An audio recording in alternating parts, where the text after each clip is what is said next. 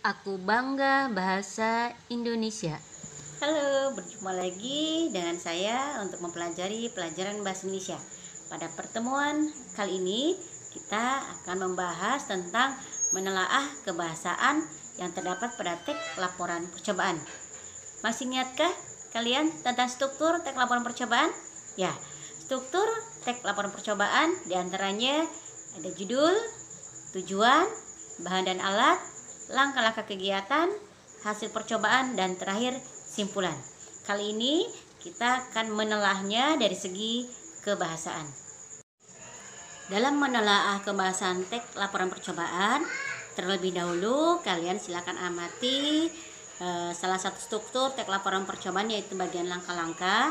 Di sini ada beberapa kalimat dan kata yang ibu berikan warna yang berbeda. Baik, kita telah bersama-sama ya. Kalimat pertama, buatlah sebuah sketsa gambar. Berarti kalimat perintah. Ada kata dengan sebagai kata penghubung. Berdiameter 8 cm sebagai kata bilangan. Kalimat kedua, lalu sebagai kata penghubung.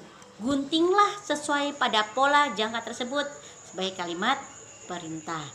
Yang ketiga, tempelkan pada kain perca sebagai kalimat perintah. Ada kata kemudian sebagai kata penghubung. Hingga 60 bulatan sebagai kata bilangan. Keempat, jahit pinggirnya. Kemudian tarik lalu diikat sebagai kalimat perintah. Di situ juga ada kata kemudian sebagai kata penghubung. Ada kata 60 bulatan sebagai kata bilangan. Yang kelima, langkah berikutnya, rangkaikan bulatan sebagai kalimat perintah dengan sebagai kata penghubung. Kalimat keenam, sesudah membentuk sebuah pola seperti yang kamu inginkan, jahitlah bulatan satu dan yang lainnya sebagai kalimat perintah. Kelima juga ada kata penghubung dan kalimat perintahnya.